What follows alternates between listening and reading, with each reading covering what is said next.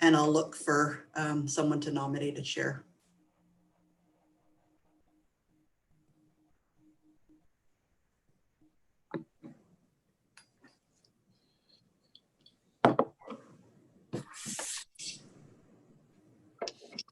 All right, we are live and I will start the recording now.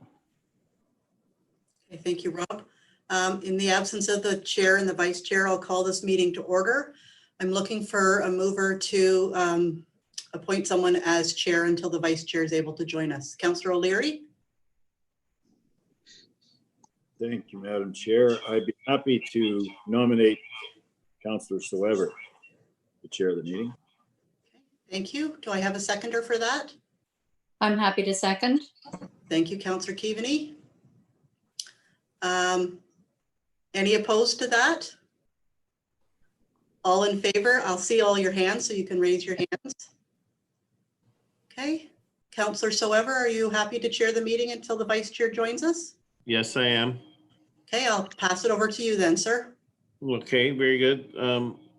The meeting being called to order. The first item is, are there any declarations of pecuniary interest? Seeing none, if any should arise, please let the clerk know. The next item is the Grey County Affordable Housing Statistical Package. Thank you, Councillor Soever. Randy, then. And good afternoon, Task Force. As Kim noted, it's been a while since the last discussion we've had with it's good to get back to looking at this key issue that we have throughout Grey County. As per our last discussion, I think part of the discussion was analyze some existing data sets to, again, try to get a better sense of the existing housing needs, existing housing market, and try to determine some of the core housing need as well throughout the county.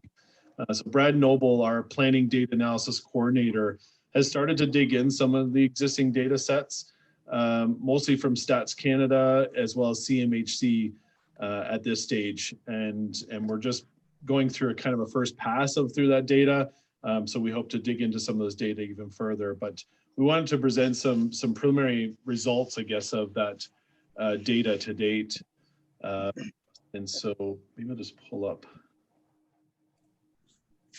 Well, everyone has it on the screen, but I'll share my screen here if I have the ability.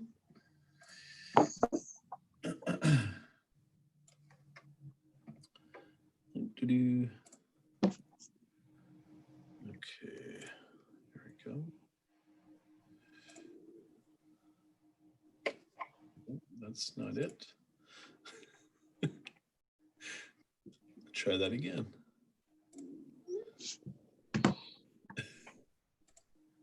If I can stop share, there we go. It's been a while since I shared my screen, apparently. It did show up just a second ago. Yeah. There we go. You can see it now? Yes. Okay. So just to dig into it, so slide 2 of that presentation that was attached to the agenda shows some average market rent. And based on the data that we've dug into based on Stats Canada, it shows from 2013 to 2017.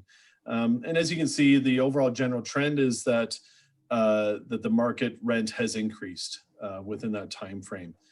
For comparison purposes, we also added Bruce County and the Ontario as well as the province, just to provide some context.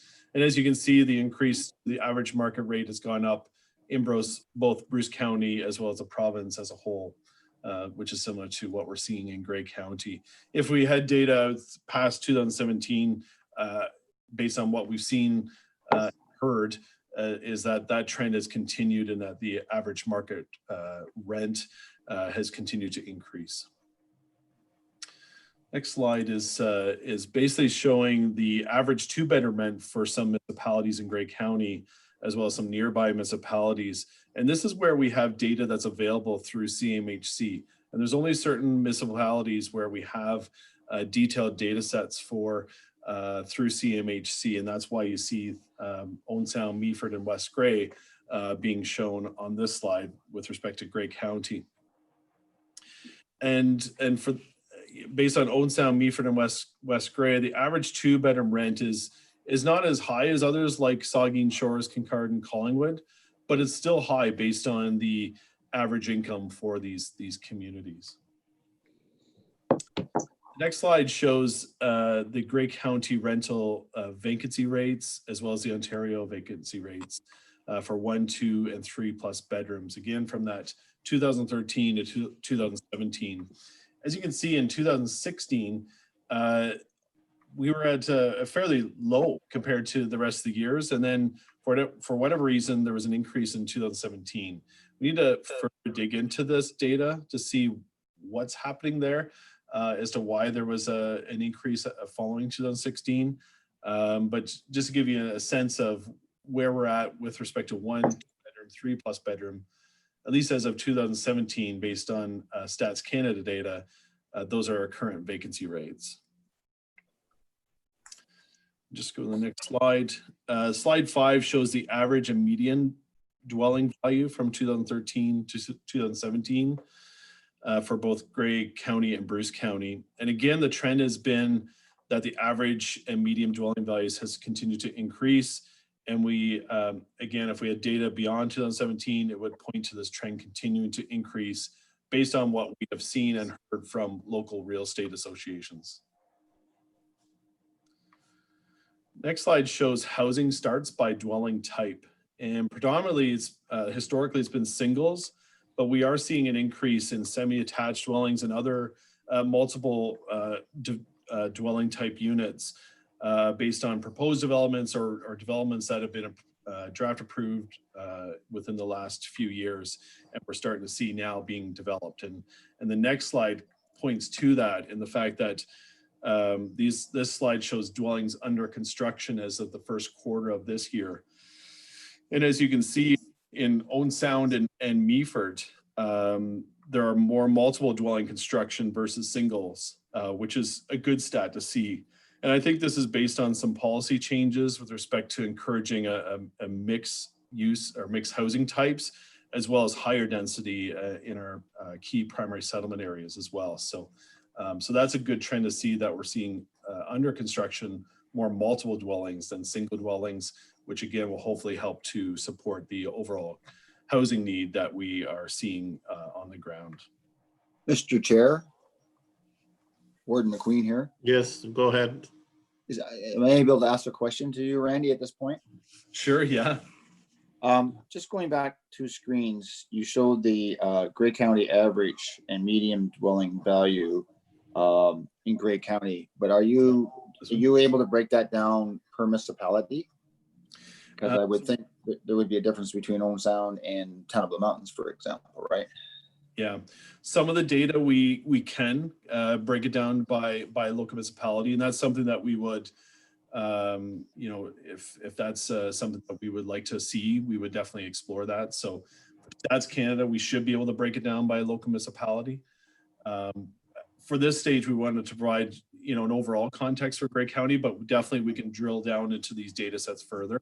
And that's probably part of the next steps that staff would be recommending, is that we look into not only these existing data sets and drill down into them further, but what other data sets that we could also explore to, again, get a better sense of where that overall housing need is. And it, based on the data that we're seeing, it can vary throughout the various communities throughout Grey County, which is good. That's what we want to see, so that we can, when we're doing our when we're encouraging affordable housing builds, or if we have property or land available, we can actually point to what is required or needed in those communities. Thank you. Yeah, no problem. Yes. And Randy, I just like to follow up on Paul's question there. Certainly there's value in comparing us to Bruce County, but what happens here is more in tune with what's happening in Simcoe County. And I think that's becoming true for Grey Highlands as well, is that where we are starting to behave in terms of housing market more like the urban fringe of the GTA. And I think it's going to be particularly relevant in the post-COVID world where people are able to work more from home. We may see people spending 5 days here and 2 days in the city doing meetings and things rather than the other way around. So I think it's also relevant to look at what's happening in Simcoe County. In particular, I was struck by the rental rates that you showed on an earlier slide, where I know we don't have a lot of rental information in the town of Blue Mountains, but I would say we're somewhat higher than even Collingwood, but we're certainly more like Collingwood than West Grey, that's for sure. Yes. Yeah, and I think that's where the importance of drilling down on some of this data further. And I think both Council Swever and Ward McQueen hit some great points, and so that's where we want to dig into some of this further and add to some comparisons because as pointed out on this slide in terms of the average 2-bedroom rents, as you can see, the highest in and around our area based on the data we have available through CMHC, Collingwood is the highest.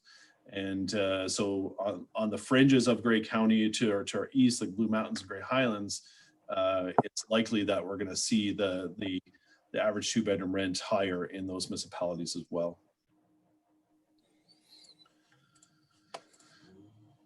Just going back to slide, I think we're on slide 8.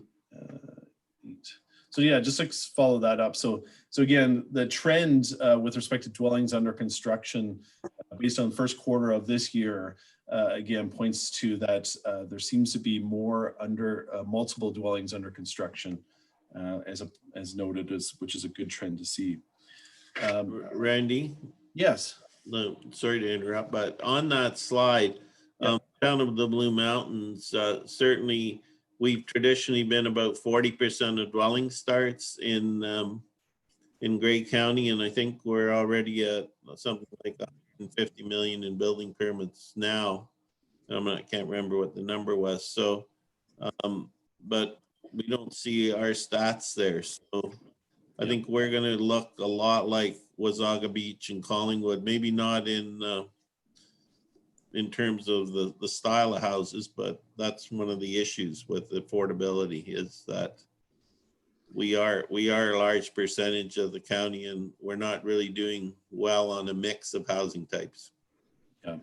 Yeah, and that's again indicative of this current data set that's being displayed here is based on CMHC data, and we unfortunately only have that data available for 3 of our municipalities in Grey County. So we'll be looking at what other data sets that we have, including building permit information, financial information returns that municipalities report on, to see if we can build in some further stats of what the building permits and the housing types that have been built over the last few years to see what that trend is. So we'll be digging into some of those further data sets further for sure. In terms of core housing need, so CMHC defines core housing need is housing that falls below at least one of the adequacy, affordability, or suitability standards, and would have to spend 30% or more of its total before tax income to pay the median rent of alternative local housing that meets those 3 housing standards. And I'll get into a little bit later on in terms of those 3 housing standards. But just to give you a sense of core housing need, this slide shows core housing need with between renters versus ownership households. Grey County is showing here the majority of the core housing needs is with rentals, with some core housing need in the ownership category as well. So 1,200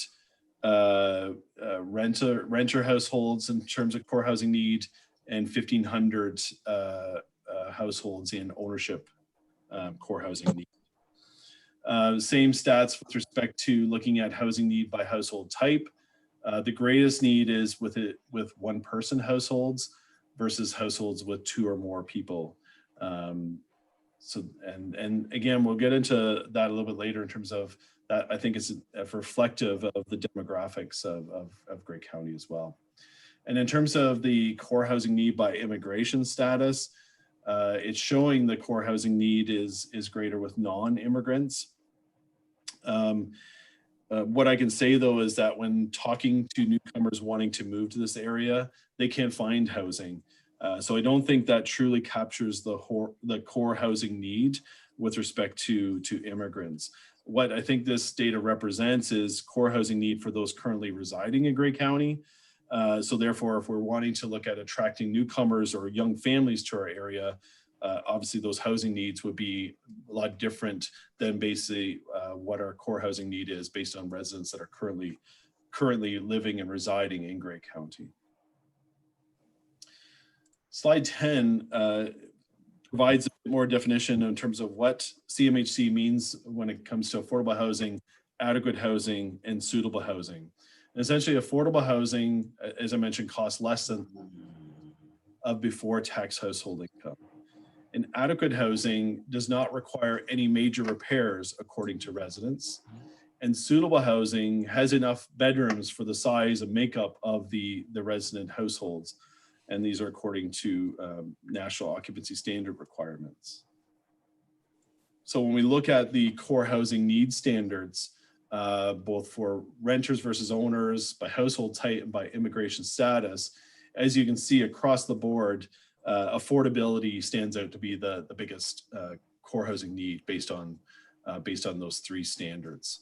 So when we're comparing adequacy of housing, affordability of housing, and suitability of housing, as I mentioned, affordability stands out both for the ownership, renters versus owners, for household type, as well as for immigration status. And that's consistent with what we're hearing on the ground, is that there's a lack of overall affordable housing. And so slide 12, again, digs into this a little bit further, drills down into those municipalities, again, where CMHC has data for. And as you can see on this slide, Owen Sound has, with respect to below affordability, is the highest in the area, and below adequacy repair is also the highest in the area. For Georgian Bluffs and West Grey and Meaford, affordability is still a concern or an issue, but less so compared to other municipalities, as you can see on this slide.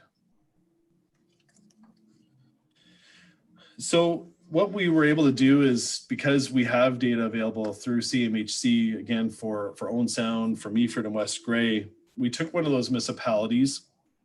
We picked Owen Sound just because, again, of the previous slide, looking at the overall affordability, it seems to be the highest in the area based on the data, again, that we have for municipalities.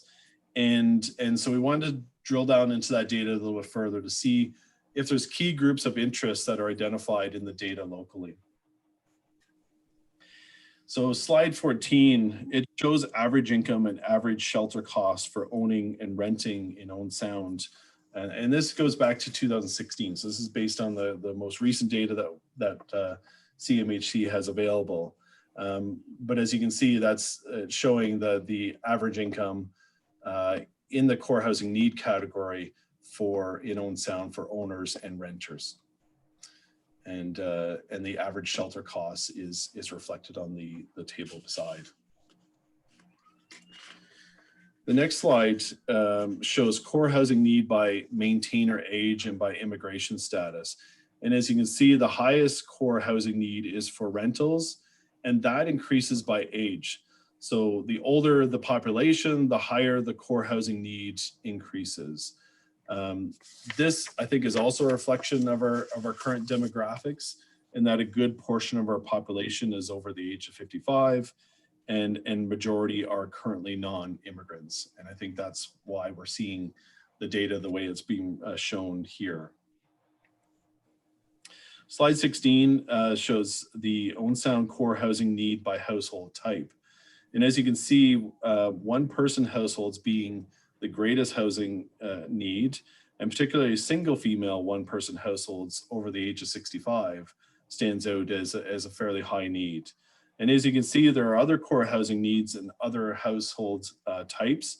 So it's important not to lose sight of this and to make sure that any future builds provide a mix of housing types or are modular in design so that they can be easily converted to address core housing needs, not only now, but can be easily converted to meet core housing needs in the future as well.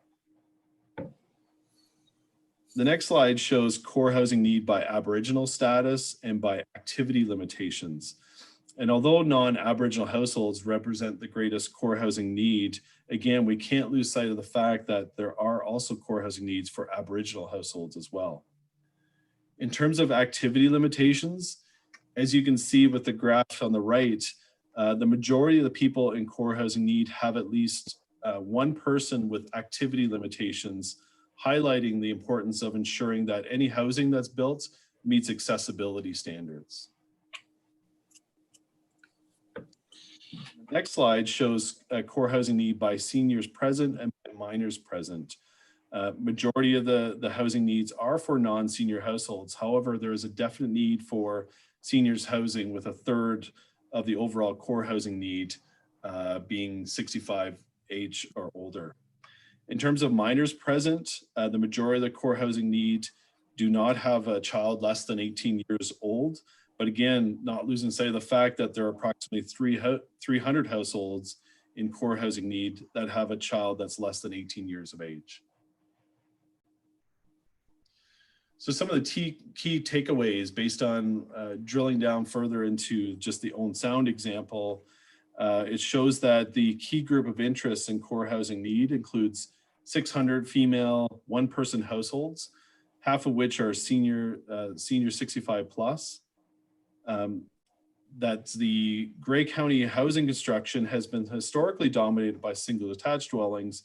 However, the recent stats from CMHC, as well as just looking at the subdivisions and other things that have been built are being proposed now, it shows that there is a trend to having more a mixture of dwelling types and multiple dwelling types.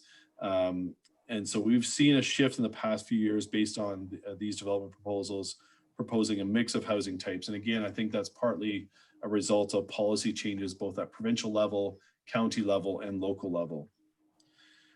We've also started to drill down further into some of the other data that we have access to for other municipalities that CMHC has available. So we started to look at West Grey. Some of the early results for West Grey show similar results to Owen Sound, in that a good portion of the core housing need is for one-person households. But unlike Owen Sound, it seems to be pointing so Owen Sound, as I mentioned, shows a greater need for female one-person households. In West Grey, it's more equal in the need for between males and females needing a single-person housing. There's also a more equal need for ownership and rental housing in West Grey compared to Owen Sound, where the majority of the need was pointing to rentals. So that's just something that we're just, again, exploring further, and we'll provide that information to the task force once it's finalized. And as I mentioned, this is just kind of a first pass at looking at some existing data sets to try to get a better sense of those housing needs within our communities. There are other data sets that we need to explore, as pointed out by both Warden McQueen and Councillor Swever. And so we'll look at exploring those data sets further with local municipal staff, just to get a better sense of what are the needs in each of our respective communities across Grey County. And this, again, as I mentioned, this data will help to build a business case for the type of housing that needs to be built in these various communities. And I think it points to the need that for a variety of housing types to ensure that whatever housing is built can be easily converted, so that as the needs in the community change, that our housing stock can change to meet those changing demands. The Durham build is a great example, whereby a number of units were built to address the core housing need of affordable rental housing, while others were more at market rate rental housing to address the attainable housing need. So that's something that we just need to keep our sight on, is that although there may be key interest groups and core housing needs in certain communities that we need to focus on, not losing sight of the fact that there are other needs as well in our populations when it comes to core housing. So that's just a brief overview of that slide deck, and I'd be happy to take any further questions with respect to that. Any questions?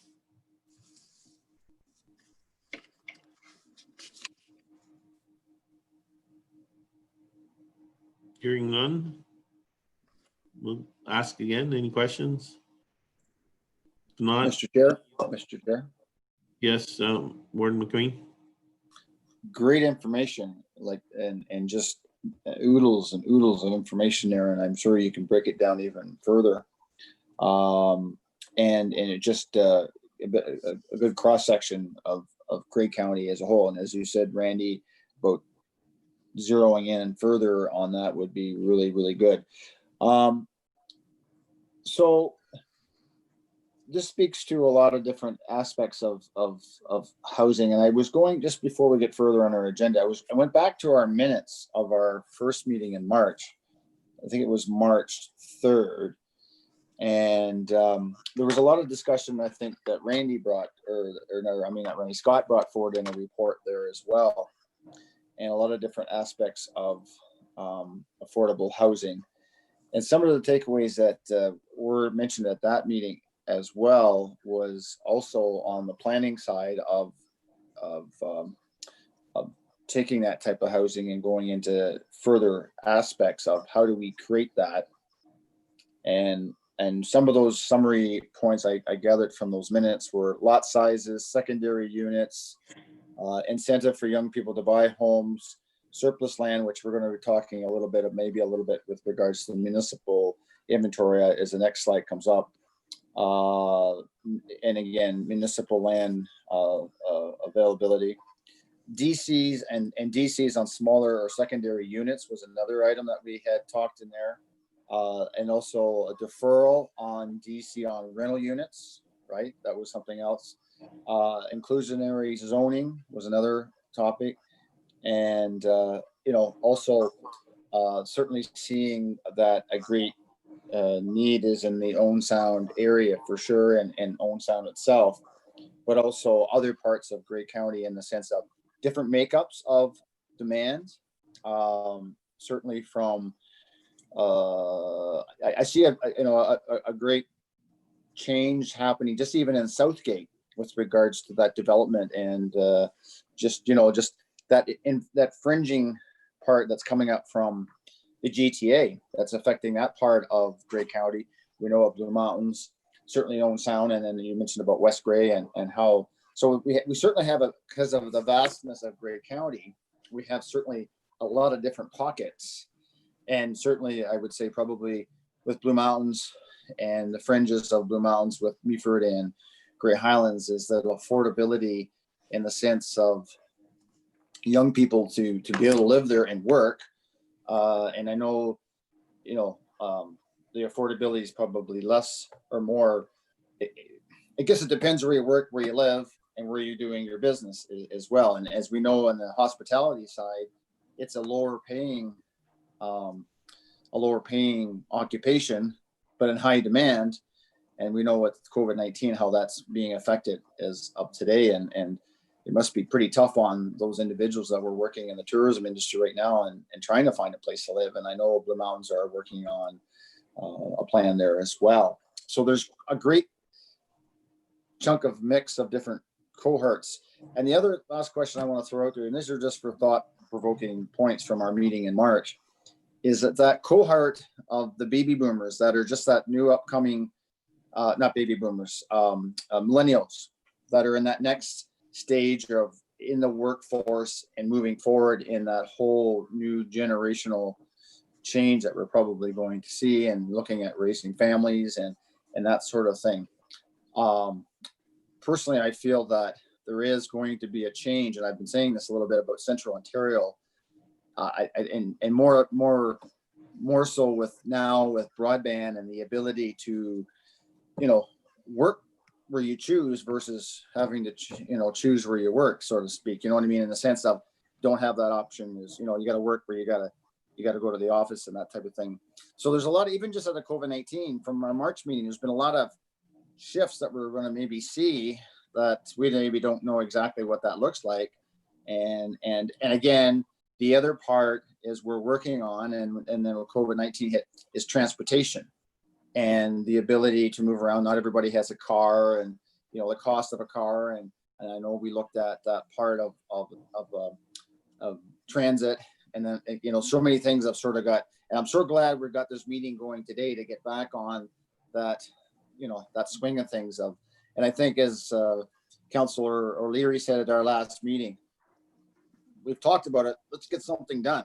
And I remember those words that Brian said, and they sort of, and that's where, you know, I'm so excited that we are, you know, moving forward with, you know, we've got to get the information. We got to understand, and certainly looking at moving forward. So there's just some thought-provoking comments and some things that came from our March meeting, and certainly looking. And I'm sorry to interject partway through the agenda, but it just when you're talking about affordable housing and your takeaway, there's so many facets of this whole sector that we have to get our head sort of around, but it's not going to be one size fits all. There's going to be so many different facets that we're going to have to look at, and you know, and how that fits into our county. And part of that will be is continuing to get the right data and understanding and all that stuff. And you know, even from a real estate point, Mitch Toulon, who was the warden of Bruce County, just said that a few weeks back at a meeting we had, that I think Grey Bruce real estate sales are up 35% over last year. Like, it's just, there's so many dynamics happening, and yeah, it's just so there's so many things that are, you know, out there, and we're trying to sort of catch that train that's running down the track and get on it and then try to understand what we have to do, and look forward to other people's comments. But Okay. so glad that we're getting on with this. Let's stay on the topic of statistics though right now before we get too wrapped up on other things. You had your hand up. I did, Councillor Weber, although you may tell me I'm off topic as well. I was just going to follow up on Warden McQueen's comments and just suggest what a difference there is between now and March, as we've stated. And in Meaford, we're already seeing young families and young people, you know, choosing our area, getting out of the city. The urban flight, as they call it, is happening. And I just think it's so interesting how that's going to impact the unemployment issues that we've been facing for years now. And yeah, we've got to get ready for these folks with this housing. So I'll leave it there and come back to it, because I know you want to get on with the agenda, but we're already seeing things happening in Meaford. Yeah, we're seeing that as well. And get that school finished, because we'll need the old school for the overflow. We're on it. Okay, next. Okay, if I may, moving on from there, then did we want to talk about the land mapping piece, Randy? Yeah, I'll just talk about that briefly. And again, this is following our previous discussions. The task force asked, you know, we started talking about, we're going to be offering up land as a potential incentive. And this gets into the buildup, I guess, of the affordable housing strategies and some of the action items that Anne Marie's going to talk about. So we started talking about, if we're going to be offering up land as incentives for future affordable housing builds through land programs and other things like that, what do we have available? So we've had Carolyn, our planning technician, she's prepared some mapping based on ownership data that shows what lands are owned by the province, what lands are owned by Grey County, as well as our local municipalities. And these are within the various settlement areas throughout Grey County. And so that's the package, and I'll try and share my screen again with respect to that. Did have it open.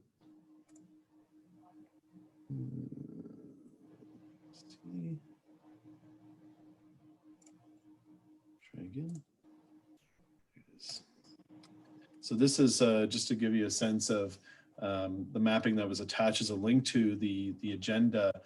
So this basically shows, as I mentioned, what lands are publicly owned within our various settlement areas. And although we mapped all the settlement areas, the highest potential will be for our fully serviced settlement areas, as these areas, you know, contain the facilities and resources that are required to serve serve folks that would be residing in these future housing units that we are talking about, working with developers to potentially build. We still need to review the mapping in further detail. As you can see, there's a lot of mapping here, and some properties are just won't work. Some of them are just, you know, lands that we have a cemetery on, or some are nature reserves that are owned by the province that, of course, would not be suitable for certain types of developments. But there are pockets that may be suitable. And I think the next steps would be to have some further discussions with local municipalities and local municipal staff to see if there are any pockets that are mapped in these on these maps that could be potentially utilized as for future affordable housing builds, and to be part of this establishing that land bank, which we'll get into in a little bit as part of the recommended action items. No doubt, once the county fully acquires the Durham property, when we build the new existing Rockwood Terrace, we will have also a surplus building in Durham. And there are definitely others, like I said, other pockets throughout various communities that I think we can explore further to see if there are options or opportunities there. So, but what it does point to, I think, is there's still for sure going to be a need to potentially acquire land. And again, this will get into the next steps of the affordable housing strategies that Anne-Marie will speak to. Yeah, I think there's still going to be a need to potentially set aside some funds to acquire properties as they become available, so that we can move forward with supporting affordable housing builds. But at least this points to some mapping that, yeah, some properties could work. We need to explore those further with local municipal staff. And again, I'm happy to take any questions with respect to this. Any questions? So, Mr. Chair, certainly through you, Mr. Chair, to Randy, certainly a big chunk of land is the lands that we're acquiring in West Grade, right? Yeah, exactly. Yeah, You know, and we've I can't remember what map number it is. Oh yeah, here it is. So you know, so that's the lands to be acquired by Grey County. So we haven't fully acquired those yet, but we identified those as lands that will be owned by Grey County. No doubt there's lots, we think there's gonna be lots of potential there to look at housing builds, affordable housing builds. And as mentioned, once we build the new Rockwood Terrace, is there the possibility to take the existing Rockwood Terrace and look at a conversion for affordable housing as well? So I think West Grey is poised, there's lots of potential there. We need to look at some of our other communities as well, because as noted, the housing need is across the county. We need to explore some of those pockets that maybe we already own publicly that could be utilized. And if there isn't, then again, do we need to set aside some funds to start acquiring some land, similar to what Town of Blue Mountains has done, is by acquiring the Foodland property, for example, to look at a housing build. So, so that's something that we may have to explore further, and which leads into, I think, the affordable housing strategy and the action plan that Anne-Marie will speak to later on. Yes, and thank you, Randy, for that. I've looked through the Blue Mountain maps, and certainly that's a lot of great work done there. We need to look at some of the other ones. Some of the other issues surrounding some of those lands. I think one of them is an ANSI, so I don't think we're going to build there. But you know, I think there is a lot of provincially owned land, and I think, you know, the province talks a lot about attainable housing. So unfortunately, a lot of that is also governed by the Niagara Escarpment Commission. So that brings its own problems. Mm-hmm. So thank you for that. Any other questions for Randy? Not, we'll move on to the next item, which is the analysis of the current wait list for rent geared to income housing. That's a verbal update. That would be mine, thank you. Heather, I believe, does have a spreadsheet that she was going to pull up for me. So I did have a look at our wait list, and the wait list itself just gives us an idea of people looking for housing in the area that are in a very high core need. We talked about core need, and core need being about 30% of your income. Most of the people on our wait list make way below that. For instance, when I did an analysis of our wait list, we actually have about 1,440 people on our wait list. Of those, only 507 have an address in Grey County. A lot of other, again, that it's sort of out there that the social housing wait lists are lower in rural areas. So we are seeing a big increase in people that are applying elsewhere or from elsewhere. The other thing is we had 156 applicants with no address on the list. And of those, we were able to identify 40 as local. So when we look at something like this, it does tell us about a bit of a picture. We know that there is demand for social housing everywhere in Ontario. So people are putting themselves on multiple lists. We know that for people that require housing that is less than $500 a month, that would pretty much be everybody that we're talking about on the list, and even a little bit lower than that. Here's what we found. Obviously, Chatsworth, we had 6 people on our wait list. I believe there were actually 48 people on the wait list, but only 6 of them actually had a Chatsworth address. There were a lot in there from Owen Sound, which is to be expected, but we made the assumption that if they're from Owen Sound, that they probably do want to stay in Owen Sound.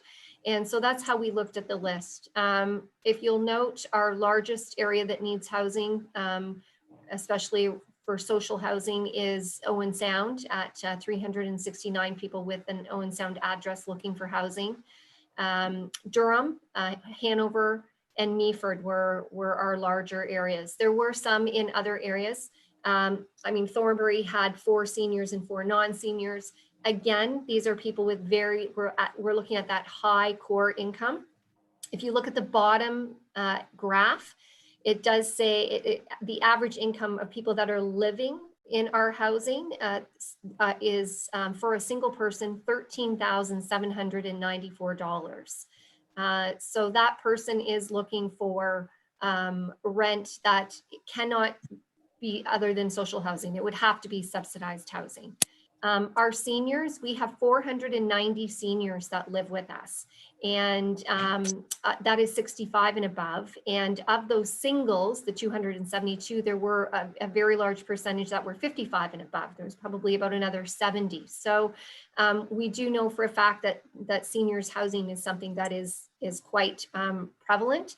I didn't go in to look at female and male, but just knowing the people that live in our buildings, we do have a disproportionate number of females, seniors that live with us versus males too. So that certainly does bode well with what Randy's information was, that in Grey County, we do need seniors housing and single senior or single female housing. So just also having a look, we also have 231 families that live with us, and they have an average income of $21,794. So if we looked at a senior making $20,000, 30% of their income, which would be considered affordable, is $500. So they will never find a market rent unit. So we do know that we do need to have some very affordable housing. So that's social housing. So this obviously is just looking at one population, one segment of our population, but it does speak to the need of affordable housing. I recognize that there's other people that need housing that make above that $20,000, so in that $20,000 to $50,000 income limit too. But as Randy said, when we're looking at building housing, and I think in my next presentation, it'll talk a little bit more to that we need to look at housing that is market affordable and probably that lower end affordable also, so that we're meeting everyone's needs. Also looking to the fact too that when Randy's group looked at the statistics, they were looking strictly to determine core need. They're looking at a person's income. So that's how they're determining that core need.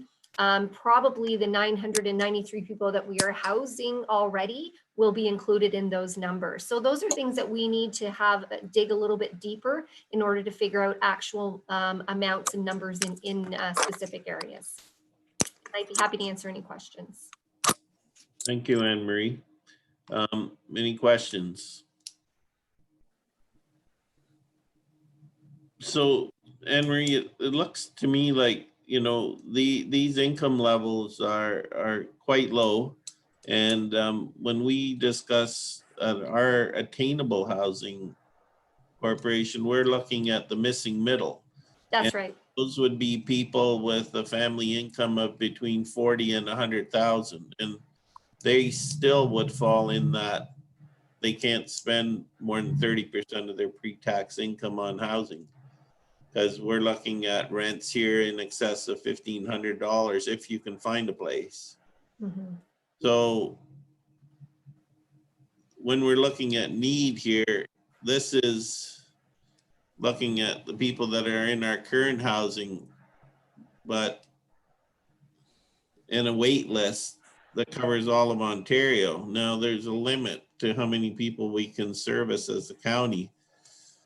So is there any way of restricting it to people who are residents and are already working in Grey County? There isn't for the wait list part of it, but I can tell you that for the people that live in Toronto and Hamilton, when they do get to the top of the list and we offer them housing, majority of the time they turn us down. So at some time three years ago, when they were desperate for housing, somebody put them on a list, right? And there are some that want to return to the area because maybe they do have family and whatnot, but the majority of people don't end up living with us up here. We can't, social housing is open to anyone to apply for as long as they meet the requirements. So we can't filter through, but I think realistically as to who is going to actually take an offer of housing, we're probably looking at the majority of the being Grey County, and maybe some of the fringe Bruce County and Simcoe County residents that might be on our list too. Although I was very surprised that we only had 27 Bruce County applicants on our list. I thought it might be more than that. But yes, so that is, but I think if we're looking at a realistic picture of where and how many, this gives us a little bit better than that 1,040, which if we were to build 1,040 units with an income limit of, $20,000, then that maybe not as realistic. The other thing I wanted to touch on is the Durham build, as Randy mentioned. This is the opportunity that we can mix those units. So we can we could build, 30 units and maybe 10 of them go towards people that are on the wait list, 10 of them go towards that missing middle, and then 10 of them go towards market. So there's that opportunity. And I think that's the right way to go. It makes the building sustainable so that, the county could break even or even, make some money on it to put into a capital reserve in order to make it work. So I think those are the types of projects that I would be looking for moving forward that sort of meet the needs of all. Thank you. So, Mr. Chair, Go ahead. just, I think you touched on a little bit, it's just not necessarily affordable, but attainable. And it depends, like you said, what income range that you could be in compared to the area that you're in, and where do you work versus not work and travel and a lot of different things. Just going back to my part about the millennials, or you call it the missing middle, I'm not sure what that exactly means, but I mean, one of the things that we seem to be low on is in Grey County, more so maybe in others, is families, young families or sits, where we have also community centers and arenas and facilities that are underutilized. From the simple fact is we don't have that family units are available for to raise a family. And that's something else that I think it's one of our mix here is how do we look at creating that first starter home or that attainable home or that first opportunity. And it goes back to that possibly is a rental home that moves into a small home. And that's where we've talked a little bit about tiny homes or the opportunity for tiny homes for first, for young people or for seniors as well. And a lot of different mixes in the sense of opportunities outside. I know in Grey Highlands, we reduced our square footage requirement. We don't have a minimum size now. So through the building code, you can look at creating a smaller home other than 1,000 square foot was sort of the standard for a lot of people. And then there's also the climate change and the green build and less footprint. And there is that also that newer generation that are looking at smaller is better, only from that in the sense of the footprint. So there's so many variables that we can look at and market mixes that we can sort of create or look at in the sense of what sort of has that appealing effect. And again, it probably depends on certain areas and certain income levels as well. But it just, there's so many variables that we can talk about here. I like what Anne-Marie does say though, with regards to your waiting list, your missing metal, and then your marketplace to make it, you're looking at a mix that sort of breaks even, but your market, obviously, Anne-Marie, the market units are what sort of carries the freight, I presume. Is that correct, Anne-Marie? That is correct. And the rest of it would be subsidized through build, through, saving money with either land or contribution from the province, contribution from Grey County.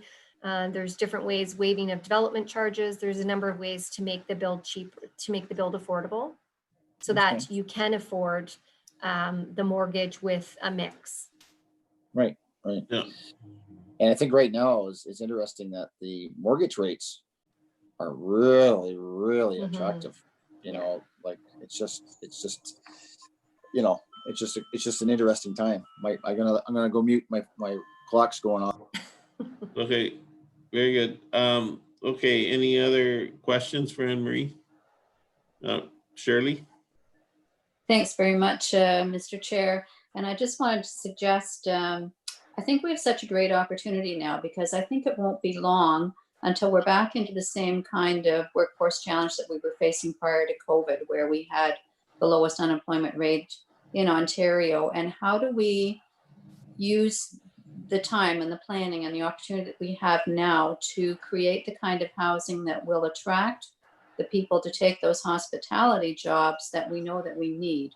If we can do that, something that's unique, as Warden McQueen suggested, the tiny home community, something of that nature that will really be appealing to the folks in the age group that we need up here. I just think that this is a time to really consider what our options are and to take a little time and explore just exactly what kind of housing those people are looking for.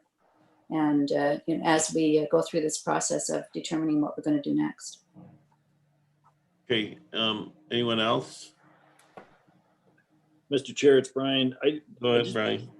About the tiny homes. Do we have any information on these tiny homes? Like, I just like to know if they're, like, if you had a tiny home that was 650 or 700 square feet, my first thought is 3 of those units together you could have 1 furnace. And so if you had, many tiny homes, they would each have a furnace, and I just don't know if it works. Do we have information on that?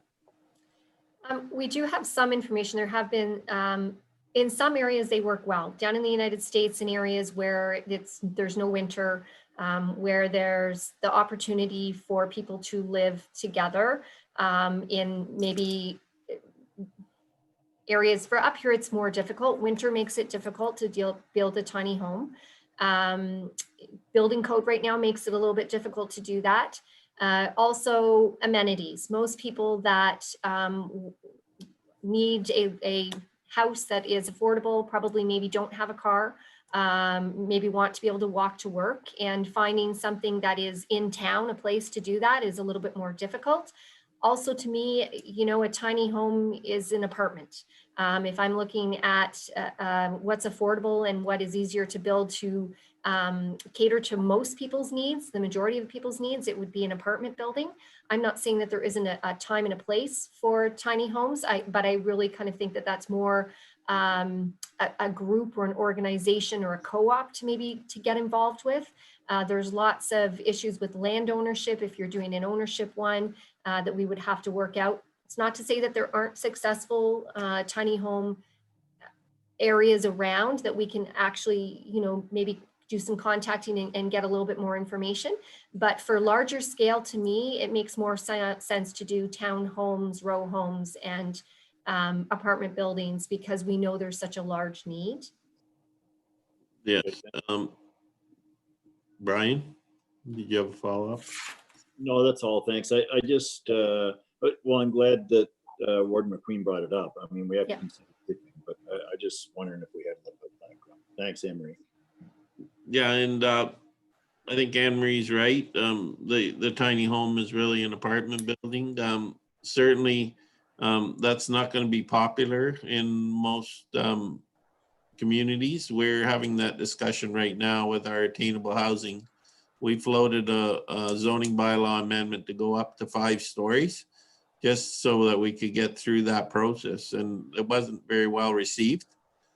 That being said, the biggest impediment to attainable housing is land value. And that's what we're finding here. I mean, when you look at the price we paid for the Foodland site or any other site, we bought another lot as well.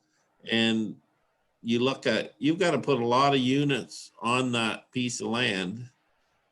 You've got to have density. Otherwise, you're not going to break even on the attainable housing.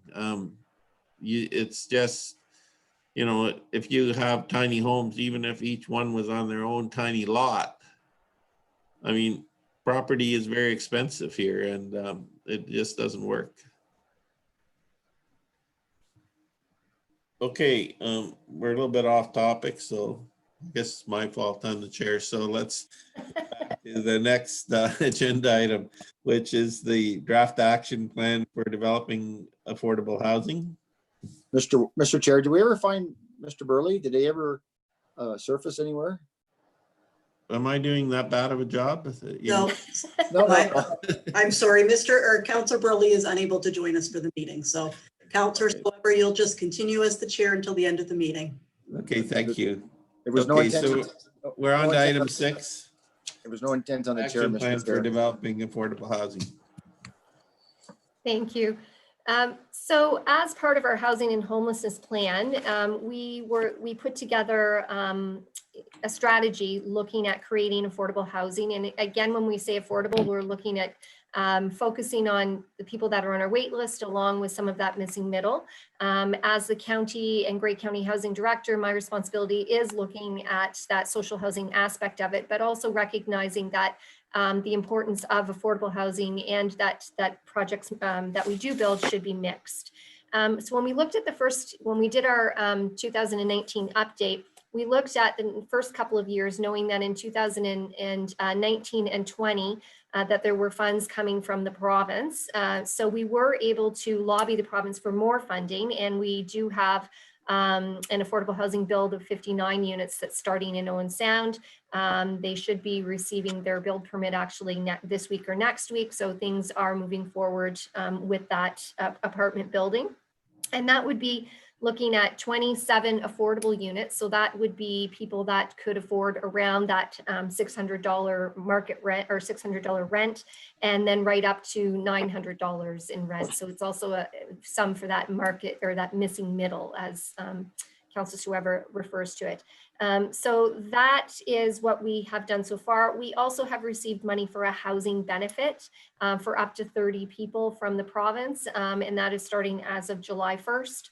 So there are 30 people that will be moving off of our wait list, and hopefully 30 more with the build of this building. So that's sort of our moving forward, keeping things going. But what we do recognize now, funding from the province is going to be in smaller amounts, that it's going to be coming in smaller amounts to build. So we wanted to put together our own strategy of what we could do as a county in order to move forward with developing affordable housing.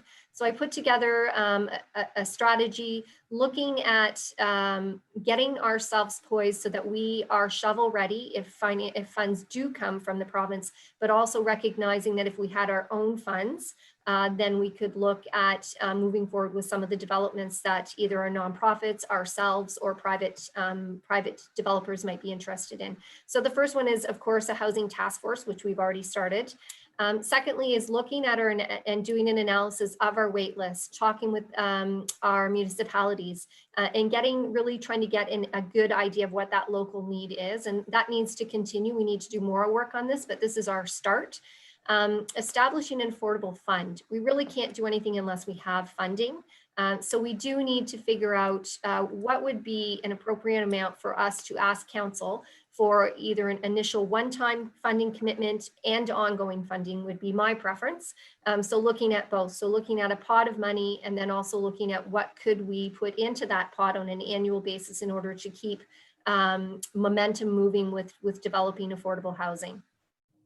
And of course, always keeping in looking for any funds that we could access through the province and through the federal.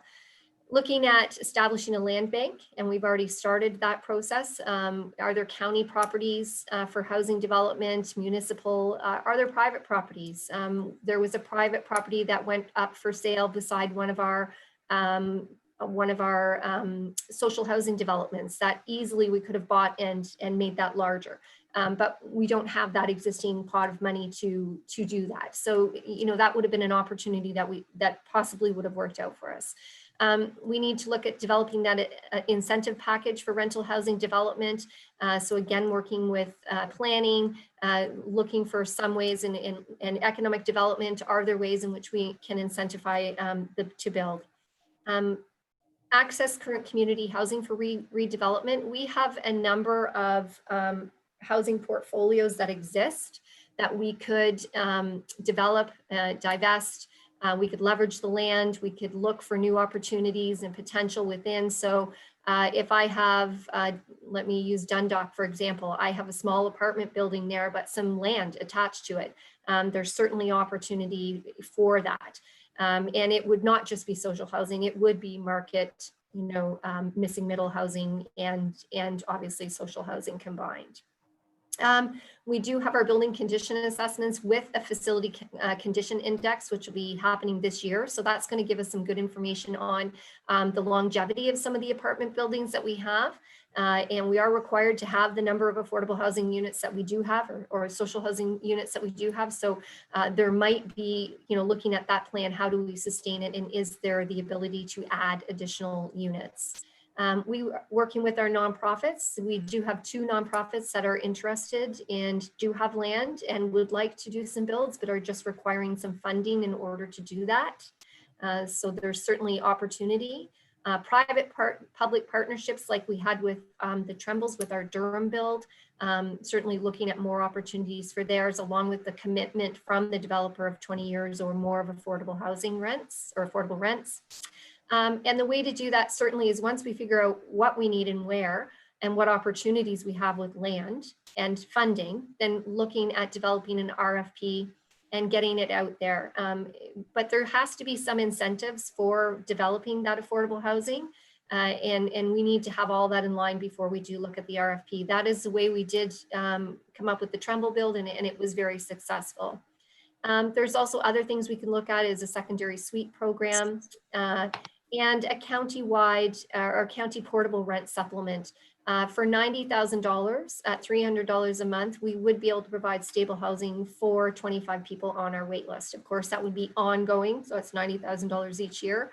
But sometimes people on our wait list, all they need, and especially our seniors, they might be very stable where they are. Their supports are there. It's just that their rent and their hydro is becoming unaffordable. And this would be a great way of providing stability to people. So those are just some of the ideas and strategies that housing's looking at along with planning and economic development and just putting it out there for comment. Thank you, Anne-Marie. Any questions, comments? Brian, I just have a comment. I want to thank Anne-Marie for this. I know you call it a strategy. I think it's an action plan myself. You've given us I think it puts the pressure on council to step up now and make some decisions in terms of funding. And I think it's easy to read, it's easy to follow, and really well done. So thank you. Anyone else? Mr. Chair, Yes. Something that we talked about again back in March was our development charge bylaw study coming up. And whether it's an apartment unit or a tiny home or whatever, if it's a small unit, can we look at the opportunity of just having a development charge exemption under a certain size? So what you're trying to do is you create that, you're incentivizing just in the sense of there's one sector of a certain size. Similar we want to talk about on the secondary units that we want to review. Like if somebody builds a secondary unit, I know in Grey Highlands, we don't have a development charge on the secondary unit. I know we're working on that at the county. But if your tiny home is an apartment or it's a tiny home, doesn't matter. It's based on square footage. Could we have it through our development charge? So there's an incentive, and I guess it would be, so there is a development charge if you're building an apartment unit, number of units too, right? But if you're making that certain size, or there's I don't know, maybe it's a one-time thing for a unit versus, I don't know. Is there some way that instead of having necessarily funding it from one pot, but it's sort of that incentive, it sort of incentivizes that on the other side that, look, we don't charge development charges on this unit. I know development charges is based on the infrastructure of the system itself, but I don't know. Any thoughts there, anybody? I would actually defer that to Randy. Okay. Yeah, so based on discussion with council on this matter previously, we've been working away at a development charge bylaw update. However, there were some regulations and some other things that were still changing through the Bill 197 that just got introduced. I think that was 2 weeks ago now. Again, I'm losing track of time. And what we're hearing is that could be passed actually very soon. That provides some further insight that we were looking for in terms of what changes are going to be actually made to the Development Charges Act so that we can align with any development charge bylaw changes with where the Development Charges Act is going. So I think that Bill 197 provides that insight, like I said, that we were looking for. We are bringing forward a kind of the first step to that actually on Thursday with respect to the development charge interest rate policy. So we'll be starting that discussion. And then shortly thereafter, we're hoping to bring forward those development charge bylaw updates, which would look at, based on previous discussions from council, we'll be looking at providing those exemptions for rental housing builds, for nonprofit builds, for secondary dwelling units, et cetera. So these are exactly the types of incentives that Emery discussed in the action plan that we've identified and what others previous studies have noted and identified. If we're really going to try and encourage this type of development in our area, incentives are key. And that's where it's important to have things like their community improvement plan program in place so that we can offer up land as well as other maybe application fee reductions. And that's another thing, I guess, that's coming forward on Committee of the Whole on Thursday is an update to our fees and services bylaw. And you'll see one proposed change in as part of that is that if there's any community improvement plan developments that are receive incentives under the CIP program, that fees and services could also be reduced or waived in accordance with that CIP. So it's starting to all somewhat come together from an incentive package perspective, but again, we can look at further incentives as well in order to try and encourage this development that we desperately need in our area. So yeah, so there'll be further information on that coming forward, not only this Thursday Committee of the Whole meeting, but shortly thereafter, we'll also be bringing forward the actual DC bylaw proposed changes, which requires a public meeting in order for a council to fully pass those. But that'll be coming forward very soon. Okay, Thank so you, it's good Randy. to- Go ahead, Paul. No, that's all. Just thank you for that. We just have to look at a menu of all different opportunities to make things happen, and I just wanted to have that conversation as well because it's not one thing. It's going to maybe take a lot of different things to make some great things happen, and that's fantastic to hear. We'll have further conversation about that. I'll try to bring a little bit more information about tiny homes. I'll try to dig into that a little bit, some possibilities. I think Councillor Leary makes a good point.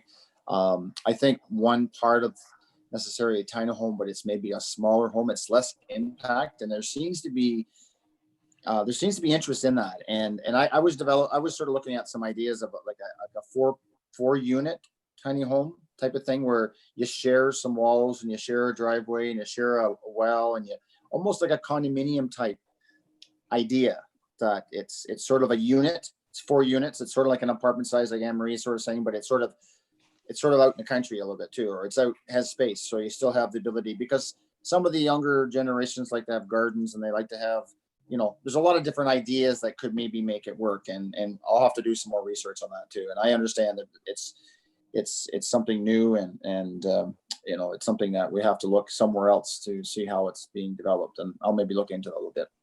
Okay, thank you. So Randy, on the DC exemptions, we've just come up against that here. The person bought the funeral home here in Thornbury and wants to put 10 small residential units in there. The development charges are per unit, unfortunately, and so we're gonna deal with that. It'll be interesting to see what solution we come up with, because it's intensification. We're not actually adding to our water and sewer system. We're not adding to the road system. Certainly there'll be some more use, but it's like, logically, it doesn't make sense that we would charge the full development charges on something that isn't going to require, because the servicing is already there and it's not adding to the network. It's not an extension, it's internal. So it's an interesting concept there. Okay. So now we get to the review the task force mandate part, carried forward from the previous meeting in March, which I missed. Unfortunately, I was relaxing in a medical facility at the time. Who's gonna lead this one? I guess between Heather and I, we can pick up this thread a little bit. So really following on the information that you've heard today, we didn't, just to be clear, we did not discuss the terms of reference at the March meeting. We talked at that time, as was noted earlier in the meeting, about kind of some more of the breadth of the work that's been undertaken in the past. Anne Marie's provided a strategy or an action plan as a suggestion for this group moving forward. Is there support for the strategic initiatives that are listed in that? And if so, we can work to build a mandate and a terms of reference for the committee around this kind of work. Does anybody feel that there's gaps in those strategic initiatives, things that you'd like to see added, or do you have any concerns about the strategic initiatives as they're noted there? Anyone? Mr. Chair, this is relatively a new committee, so I look at it as a living document. So why not bring it forward for comments and get some feedback from like, will we bringing this back to County Council, Madam CEO, to get some feedback? Or how do you, like, I know right now we're missing Selwyn, and I know Selwyn's very passionate about social housing, and a big part of I know that's a big important part of what he likes to be part of. And but what's your thoughts? And like it's a living document in the sense that we get some feedback from County Council on that, or what's your thought? Like, move it forward to that and get some feedback, or what's your thought? I think certainly the minutes of this meeting would go forward to County Council. If there was a resolution passed by this task force, then that would go to County Council to either be adopted or sent back for further discussion. I don't know, Heather. That's correct. So the minutes of today's meeting will go forward, and council, of course, has the opportunity to review all of the documents that were included in today's agenda. And with the consent of this task force today, Staff will then develop some terms of reference and bring those forward to our next meeting. And those will subsequently be provided to council as part of a committee package for their approval. So they will be seeing everything that's presented to this task force as well as all of the other ones.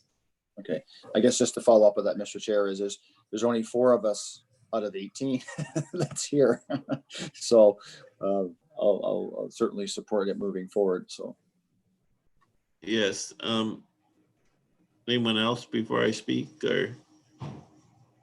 I can speak, Mr. Chair. I'm just wondering, like, if we were looking for a motion, Kim, I'd be happy to move acceptance of the strategy. Like, I think it's so wide open. Certainly it needs to be fine tuned when we get to a certain point, but I don't think we should shy away from making any decisions here. I think this is great. I think we should lock it up and take it to council. That's great. If you're moving that, this housing strategy as drafted be, that the committee supports this as the direction that the committee's work can take, at least, as we move forward now, that's useful. And if So moved. seconder for that, then Do we have a seconder for that? Seconded by Shirley.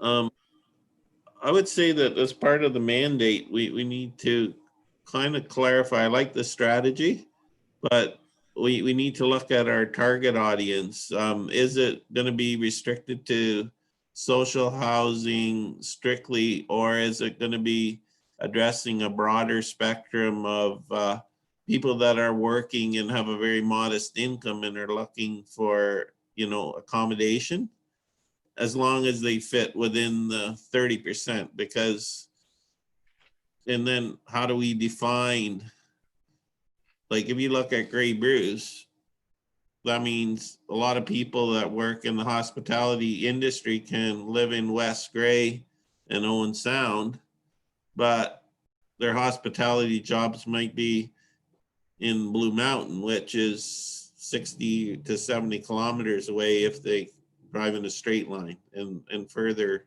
if you go along the road. So the issue would then be, what is our mandate in terms of the overall breadth of the target audience? Are we going to restrict it to the very low end, or are we going to go for a blended thing? And the other thing I think we need to wrap our heads around before we go too far down this road is, what is affordable for the county?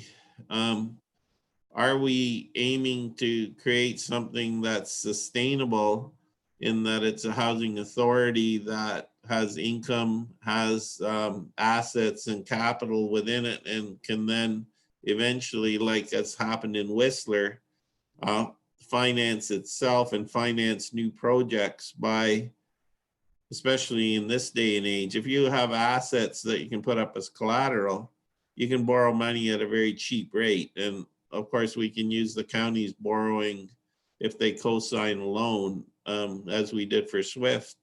Money is fairly cheap. So if you get the land for free and you defer the development charges, you should be able to build something that, if you have a blended building, is sustainable because it's actually generating as much money as it needs to maintain itself. So I think important in our mandate is, are we going to create something that needs $1 million of funding a year from the county, or 10? What is the appetite? Because if we create something and there's no appetite to fund it at the county level every year at budget meeting, then we're not going to get very far. So I think those are my 2 fundamental questions, which I think should be reflected in the mandate is, what is the target audience? What needs are we trying to fill? And how much funding and what kind of a funding mechanism are we going to set up? Does it have to be entirely self-funding or partially self-funding, or can we look to the county for 10 million a year? And, that is fundamental in what we're doing. And if I may, Mr. Chair, just to Anne Marie indicated that it's her experience and that the most successful developments are ones that have a mix. Yes. And, and so with the support of this committee, I think that's the direction that as staff, if we're working up things to bring back to you, that principle of having a mix and having some sort of a stream of market income is what we'd want to, you know, err on the side of. Is that right, Anne Marie? That's correct. And also too, looking at different opportunities, like it may not be the county that actually is managing, it could be a nonprofit, it could be another private developer. So I think there's still lots of work to do in this action plan moving forward before we're going to be in front of council saying, here's the project that we have. But certainly I think if we're open to all those opportunities, whether it's county, again, and there might be, from my experience and even with Trembles and dealing with nonprofits, is there needs to be some funding upfront, even with free land, in order to make it sustainable, so that you can have market, middle and affordable. So there really does have to be a mix of everything. The Trembles, I mean, it worked out perfect for them. Our nonprofits with Owen Sound Municipal, a little bit different because they're going on such a large build and they're also looking at a very large number of affordable.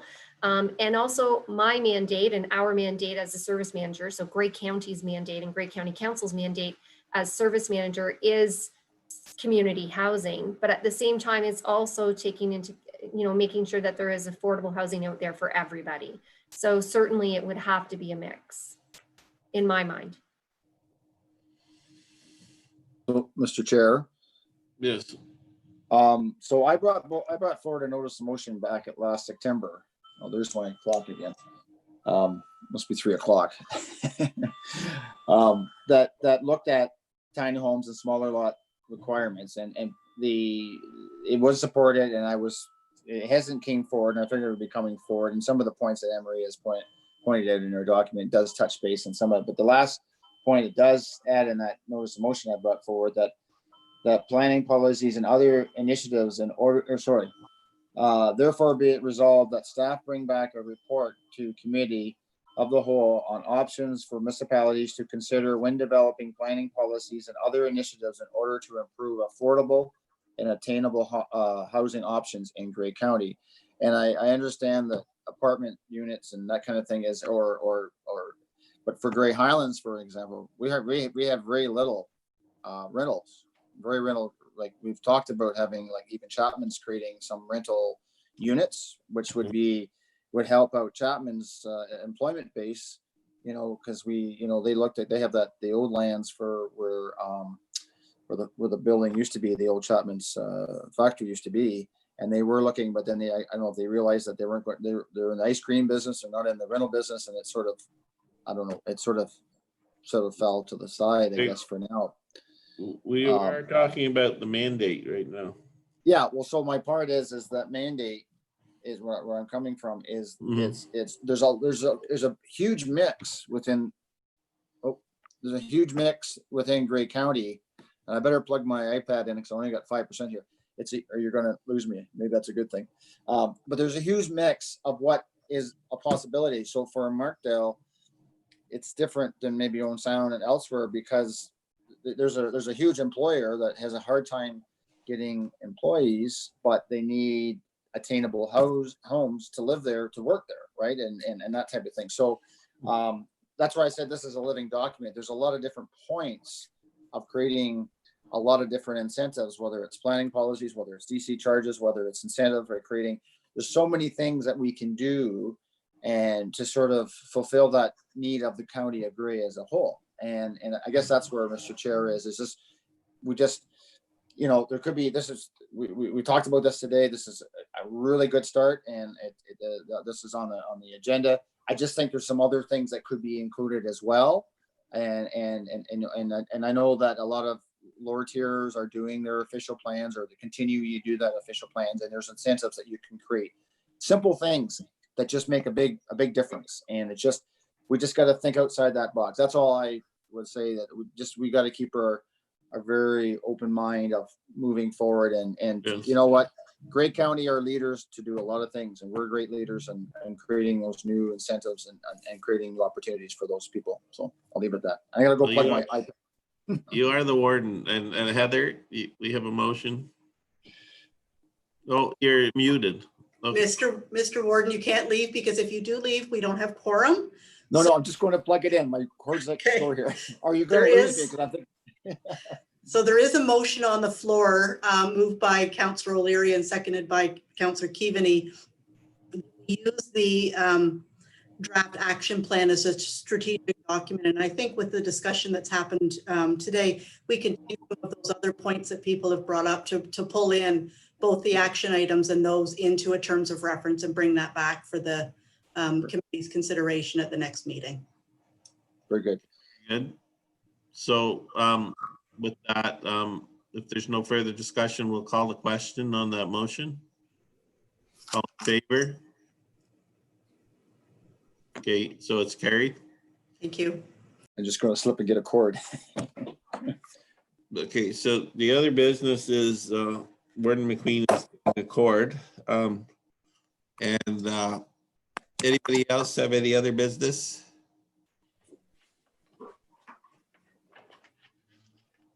No.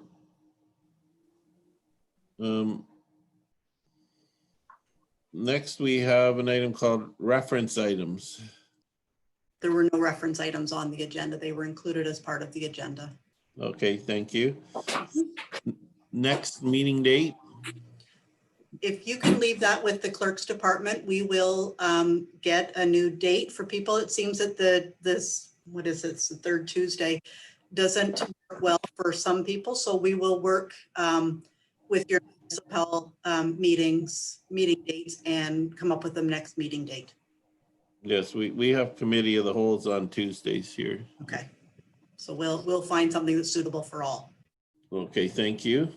And so the last item is a motion to adjourn.